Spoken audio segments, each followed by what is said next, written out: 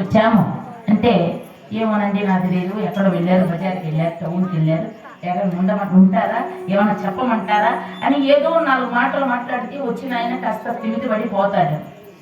ఏమ్మా అన్నగారు ఇంట్లో ఉన్నారంటే ఏమో నాకే తెలియదు అని అంటే ఆ వచ్చింది ఆయన పోతాడు.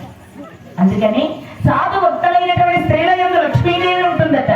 సత్యమే వ్రతముగా కలిగినటువంటి ఆడవాళ్ళలో లక్ష్మీదేవి ఉంటుందట. అలాంటి సలక్షణాలతో ప్రకాశిస్తోంది మహాతల్లి మరుద్వతి. భర్త గారికి ఎదురాడదు, పరాయి పురుషులను కన్నెత్తి చూడదు. అమ్మా ఏమ్మా రంగమ్మ రంగమ్మ నో రంగమ్మ ఏమక్కమవుతావునవా, ఏం మర్చిపోయినా అనుకుంటాడు, ఏమారుస్తాడవా? అమ్మమ్మమ్మ నన్ను చూడలేదు, మర్చిపోయింది, ఇంక బయలుదేరాలా, వేసుకోవాలా?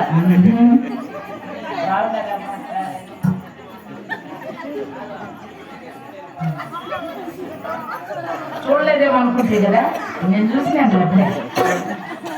అయ్యా గొడుగుమానిపల్లి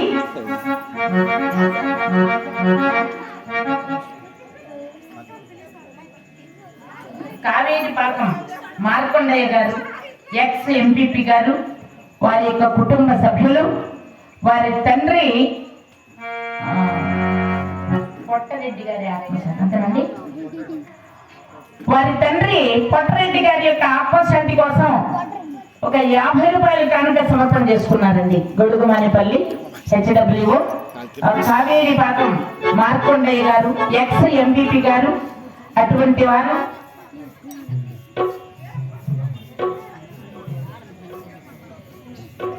అదేవిధంగా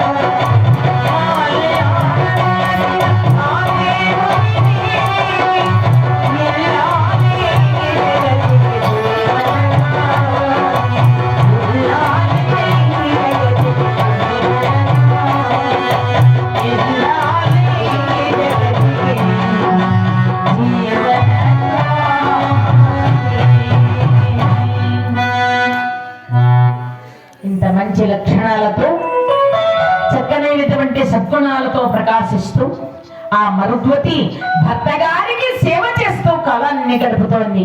ఎలా ఉన్నారండి ఆ అందమైనటువంటి అనురాగమూర్తులైన దంపతులు?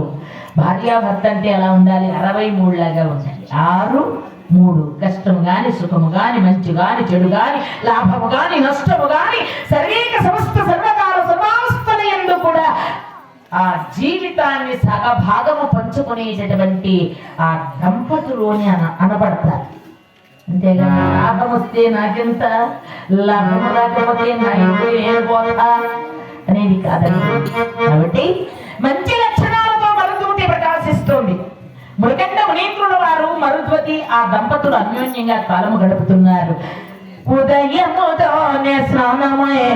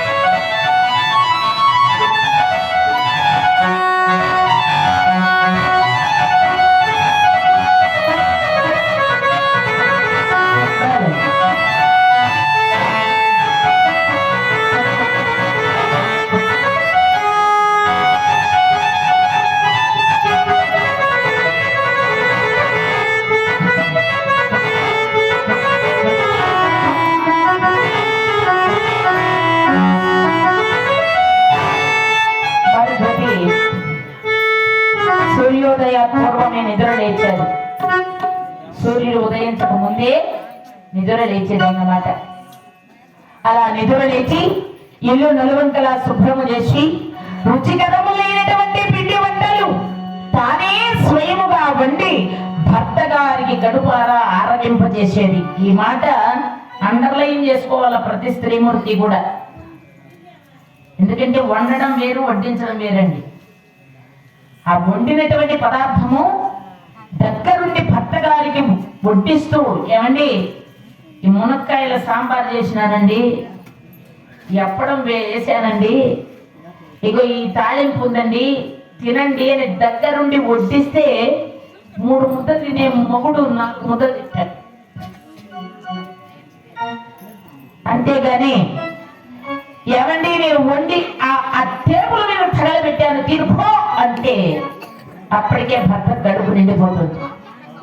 మీకే శాస్త్రం ఏం చెప్పిందండి అంటే కార్యేషు దాసి కరణేషు మంత్రి భోజనేషు మాత. భోజనం పెట్టేటప్పుడు ఎలా ఉండాలి భార్య అంటే తల్లిలాగా ఉండాలి. గొప్ప మాట అండి. భోజనం పెట్టేటప్పుడు తల్లిలాగా. ఇప్పుడు వచ్చినాయండి అదేమిటది, ఈ టీవీ సీరియల్ చూసి చూసి చూసి మా ఆడవాళ్ళు పొయ్యి మీద పెట్టింది అన్నం పొంగన్నా పోని మాడన్నా పోని నాగరాజన్న గారు ఈ సందర్భంలో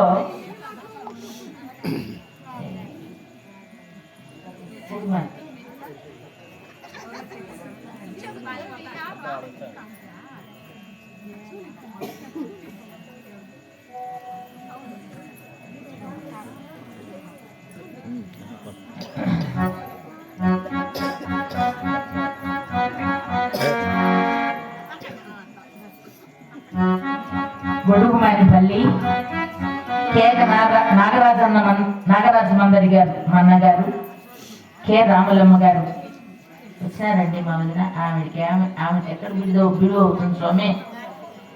ఒక పని, 2 పనుల, 3 పనుల, 4 పనుల.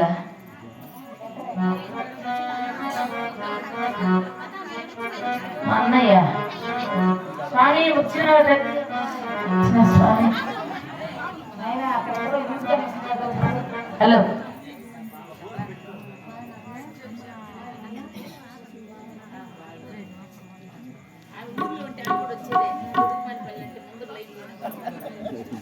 హలో గొడుగుమానిపల్లి అంటే మాకంటే ఓ బస్సు ముందర వస్తా ఉన్నట్టు ఆ బస్సులోనే వచ్చేస్తున్నాయి అమ్మ వైలిస్ట్ గారు. కాబట్టి అంటే జోన్లో ఉంది మహాతల్లి. ఆ అమ్మ రాలేదు. గొడుగుమానిపల్లి కె నాగరాజు మందరి గారు, కె రాములమ్మ గారు ఆ దంపతులు మరి ఈ సందర్భంలో 101 రూపాయల కానుక సమర్పణ చేశారు. నేను సామాన్యంగా హలో మా రాములమ్మక్క గారు కానీ నాగరాజు అన్నయ్య గారు కానీ చాలా బిజీ. వాస్తవానికి అందరూ బిజీనే. రాములమ్మక్క పక్కకు రావాలంటే కొంచెం కష్టమే. ఈరోజు బీడు చేసుకొని వచ్చింది మహాతల్లి. నాగరాజు అన్నయ్య గారికి, నాగరాజు మందరి గారికి, రాములమ్మ గారికి పార్వతీ పరమేశ్వరులు ఆయన ఆరోగ్యములిచ్చి మాకు భాగ్యములిచ్చి అష్టైశ్వర్యములిచ్చి సర్వదా వారిని వారి కుటుంబాల వారిని ఆ పార్వతీ పరమేశ్వరులు ఎన్న వేళల సర్వకాల సదావస్థలందు అష్టైశ్వర్యములిచ్చి సర్వదా రక్షించుగాక అని చెప్పి వేడుకుంటూ గొడుగుమానిపల్లి కె సుబ్రహ్మణ్య మందరి గారు, కె రమేశమ్మ గారు, కె సుబ్రహ్మణ్య మందరి గారు, కె రమేశమ్మ గారు ఆ యొక్క దంపతులు 101 రూపాయి కనుక సమర్పణ చేశారండి. వారు ఏదండి పాట భక్త కన్నప్పలు శివశివశంకర. ఓకే, శివశివశంకర అనేటటువంటి మంచి భక్తి పాట కోరుకున్నారు. వారికి వారి కుటుంబాల వారికి పార్వతీ పరమేశ్వరుడు ఆయన ఆరోగ్యములిచ్చి ఒక భాగ్యములిచ్చి అష్టైశ్వర్యములిచ్చి సర్వదా రక్షించాలని ఆ పార్వతీ పరమేశ్వరులను ప్రార్థన చేస్తారు.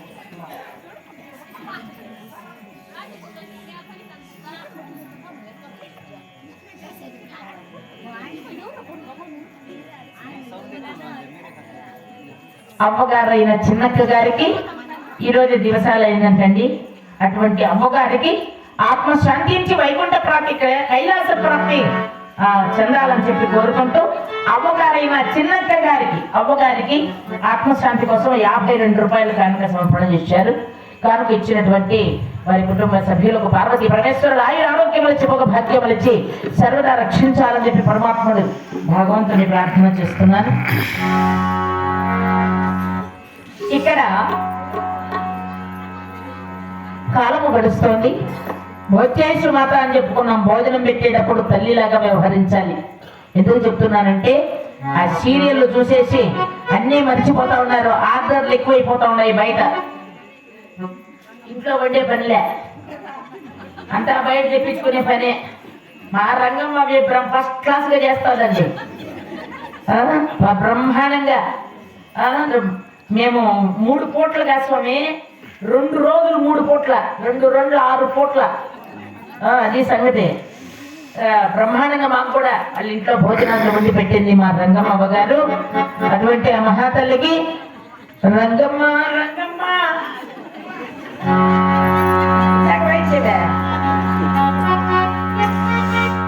మళ్ళీ మిమ్మల్ని మీ మొగుళ్ళు కొడతా చేత ఆ తల్లులు భర్తగారికి భోజనం పెట్టేటప్పుడు అంత చక్కగా చనువుగా దగ్గర నుండి వడ్డించాలి. అదే విధంగా తల్లి అన్యోన్య అనురాగ దాంపత్యము కొనసాగుతా ఉందండి. భార్యాభర్త ఇరువురికి కూడా సంతోషంగా కాలం గడిచిపోతోంది. కొన్ని సంవత్సరాలైంది. ఆ కొన్ని సంవత్సరాలైన తర్వాత వారికి ఒక లోటు కనిపించింది. ఆ లోటు ఏమిటండి అంటే అపుత్రస్య గతిర్నాస్తి. భగవంతుడట ఏదీ లోటు లేదు అని అనుకున్నప్పుడు ఏమో ఒక లోటు పెడతాడట. ఎట్టి వారలకైనా ఏదేని కొరత తప్పకుండా తీరదే ధరణిలోన. ఎలాంటి వారికైనా ఏదో ఒక లోటు పెడతాడు పరమాత్ముడు. అలాగా ఇక్కడ కూడా వీళ్ళకు ఒక లోటు పెట్టాడు. ఇన్ని ఏండ్ల జీవితంలో వాళ్ళకు సంతానం అనేది లేకుండా పోయింది, బిడ్డలే లేరు. ఏం చేసేది? సరే, భగవంతుని మీద భారం వేసి కాలము గడుపుతున్నారు. అలా కాలము గడుపుతుండగా ఆ ఊర్లో ఒక పేరంటం జరిగింది. పేరంటం అంటే తెలుసు కదండి. మామూలుగా ఒక నిండు గర్భవతికి శ్రీమంతం చేసినారు. ఆడవాళ్ళ పేరంటం ఇది. ఆ శ్రీమంతం అనేది చేసినప్పుడు మరుద్వతిని కూడా పిలిచారట. మరుద్వతి కూడా వెళ్ళింది. ఆ నిండు గర్భవతి మొట్టమొదటి తాంబూలం ఇచ్చి మరుద్వతి చేతిలో పెట్టిందట.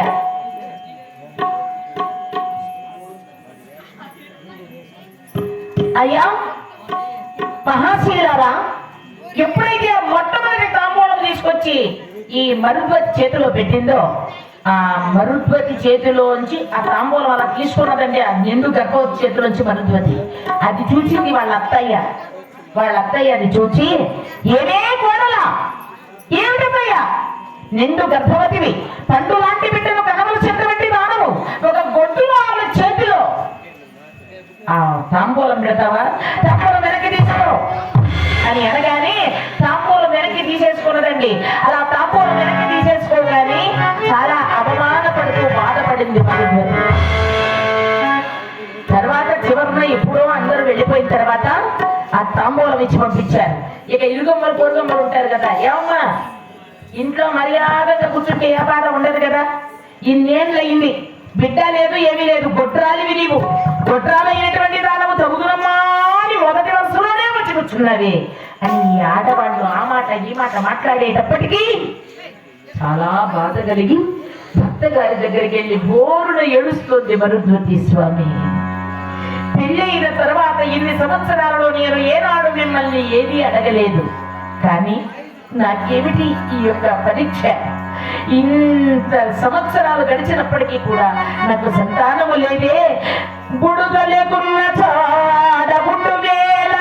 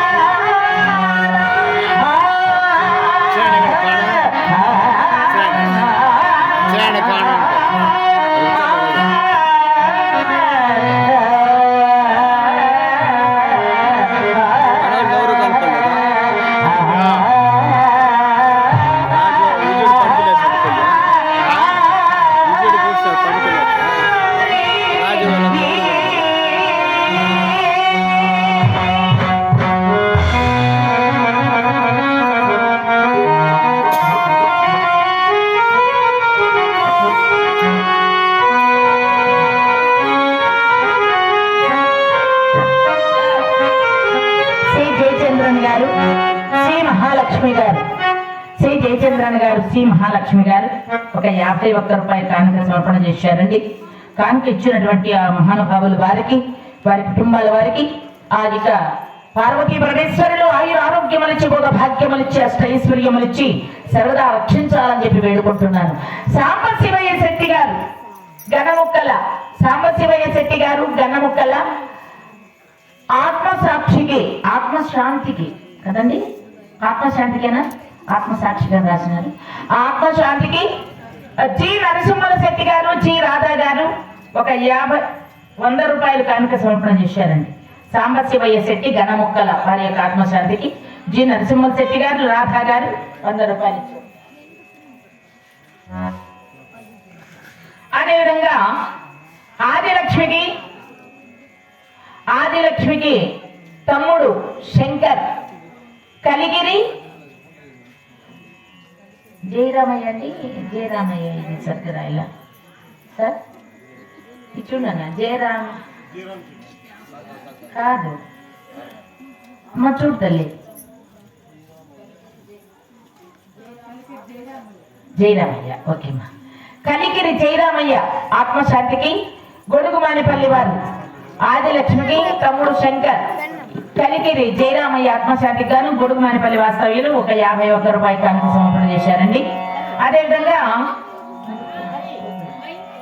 గణముకల జయరామ శెట్టి గారు జమ్మనమ్మ గారి జ్ఞాపకార్థముగా కుమారులు జి పైని మనవడు మనవరాలు మనవళ్ళు వచ్చేసి G Jyothi Pradeep, G Tarusha, G Toija, G Vaishnavi, G Paini, G Padma, G Mohan, G Sridevi, G Suresh, G Jagadish, Haridas గారికి 100 రూపాయలు. ఇంతమంది కలిసి 100 రూపాయలా?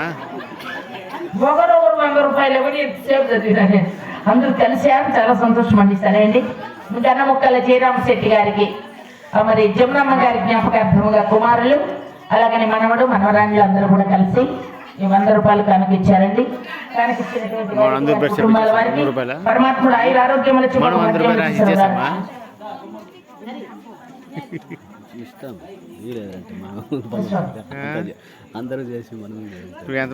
శ్రీ లోకనాథ్ శెట్టి గారు, భారతక్క గారు వాళ్ళ ఇంట్లో కూడా మాకు ఒక రోజు భోజనం ఏర్పాటు చేసినటువంటి దాకా మహాతల్లి మహాభారతంలో లోకనాథ్ శెట్టి గారు, భారతమ్మ గారు 51 రూపాయల కానుక సమర్పణ చేశారు. ఈ కార్తీక మాసంలో మహానుభావుడు పరమేశ్వరుడు వెలసినటువంటి శివాలయం ముందర ఈ కథాగాన సందర్భంలో భారతమ్మ గారికి, లోకనాథ్ శెట్టి గారికి, వారి కుటుంబాల వారికి పార్వతి పరమేశ్వరులు ఆయురారోగ్యం వచ్చి ఒక భాగ్యం వచ్చి సర్వదా రక్షించాలని చెప్పి వేడుకుంటున్నారు. భర్త గారి దగ్గరికి పరుగున వచ్చింది. ఆ ఆడవాళ్ళ మాటలు విని ఊరులు ఏడుస్తూ, స్వామి ఎంత పాపం చేశాను నేను, ఇన్ని సంవత్సరాల జీవితంలో ఒక బిడ్డైనా నాకు కలగలేదే.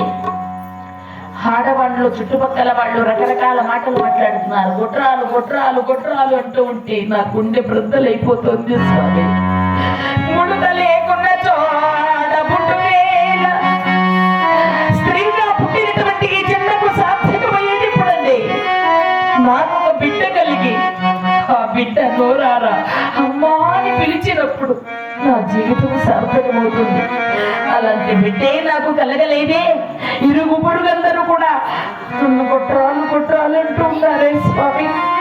ఏమమ్మా నీవు కొట్రాలివి కదా, ఇంత తొందరగా వచ్చి 10 మంది సుమంగుళల మధ్య ఇలా నీవు మొట్టమొదట తాంబూలం తీసుకున్నావి అని ఎత్తి పొడుపు మాటలు పొడుస్తున్నారండి. ఇంతకు నాకు సంతానం లేకపోవడమే కదా బాధ. ఆ సంతానమే కనుక ఉంటే నా జీవితానికి ఇటువంటి మచ్చ వచ్చేది కాదు కదా స్వామి. మీరు మహా తపస్సులు, ఎన్నో ఏండ్లు తపస్సు చేశారు. నాకు సంతానము కలిగే మార్గము చెప్పండి. మీ తపశక్తి చేత గమనించి చూచి నేను సంతానవతిని అవుతానో లేదో, నాకు అమ్మాని ప్రేమించుకునే భాగ్యం ఉందో లేదో నాకు చెప్పండి స్వామి. నన్ను అనుగ్రహించండి అని బోరున ఏడుస్తుందట మరుద్వతి. ఏనాడు గాని ఎప్పుడు గాని ఆమె ఏది అడగలేదండి పాపం. ఇది కావాలి అని ఎప్పుడు అడగలేదు. అలాంటిది ఇరుగమ్మల పొరుగమ్మల మాటలు విని గొట్రాలు అని అనిపించుకోలేక నేను తల్లినయ్యే భాగ్యము లేదా స్వామి అని బోరున విలపిస్తూ ఉంటే అట్లాంటి భార్యను ఓదారుస్తూ మురకందుడు ఆ మహానుభావుడు అంటాడు, దేవి మరుద్వతి నీవు బాధపడకు, మనము కాశీకి వెళదాం. ఎంత మహత్తరమైన కథండి ఇది. కాశీకి మనం వెళతామో లేదో గాని కాశీకి వెళ్ళేటటువంటి భాగ్య దంపతులు ఇక్కడ ఉన్నటువంటి వారు కాశీకి బయలుదేరారు. వారణాసి వారణాసి కాశీ, వారణాసి వారణాసి కాశీ,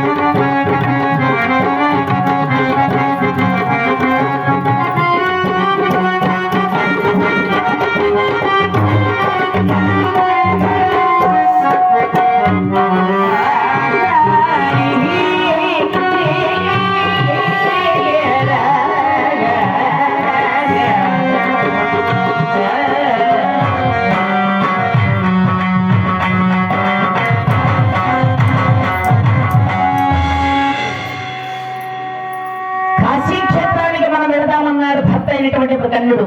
దేవి మరుద్వతి, కాశీ ఎటువంటిది? కాశీకి వెళ్ళి ఏ కోరిక కోరుకున్నా కల్పవృక్షములా తీర్చేటటువంటి భగవంతుడు కాశీ విశ్వనాథుడు. ఆ కాశీ క్షేత్రానికి మనం కూడా వెళదాం. మనకు సంతానం లేదనేటటువంటి బాధ ఉంది కదా, మన కోరిక పార్వతీ పరమేశ్వరులే తీరుస్తారు. కాశీ విశ్వనాథుడే మన కోరిక నెరవేరుస్తాడు. పోదాం పోదండి అని చెప్పి అబ్బాయి, మా వారు, నేను మొత్తం మేము 5గురు కూడా ఫ్లైట్ ఎక్కి కాశీలో దిగాం. అది పరమేశ్వరుని ఇచ్చే ఎలా ఉంటుందో మనకు తెలియదు. అసలు మేము వెళ్తామో లేదో అనుకున్నటువంటి పరిస్థితిలో విమానం ఎక్కించాడు విజయదశమి రోజు స్వామి. అది అనుగ్రహం, స్వామి అనుగ్రహం. అందుచేత కాశీకి వెళ్ళాలి వెళ్ళాలి వెళ్ళాలి వెళ్ళాలి అనుకుంటే చాలు, వెళ్ళిన దాంట్లో ఒక లేశమంత పుణ్యం వస్తుందట, అనుకున్నంత మాత్రం చేత. కాబట్టి అహం కాశీం గమిష్యామి తత్రైవ నివసామ్యహం ఇది ప్రమాణ సతతం కాశీవాస ఫలం లభేత్తన్నారు. నేను కాశీ వెళ్ళి అక్కడే నివసిస్తాను అని అనుకున్నంత మాత్రము చేత, ఆ పుణ్యవశము చేత కాశీకి వెళ్ళినంత పుణ్యం కలుగుతుంది. కాశీకి వెళ్ళకపోయినా కూడా ఎందుకు వెళ్ళకూడదండి? ఈ కాలంలో ట్రైన్లు ఉన్నాయి, ఫ్లైట్లు ఉన్నాయి, తొందరగా వెళ్ళి వచ్చేస్తాం. మరి ఆ కాలంలో అంత తొందరగా, ఓం నమో భగవతే వాసుదేవాయ, ఆ కాలంలో అంత తొందరగా వెళ్ళలేము. కాశీకి వెళ్ళిన వాడు కాటికి వెళ్ళిన వాడితో సమానము అనేవాళ్ళు.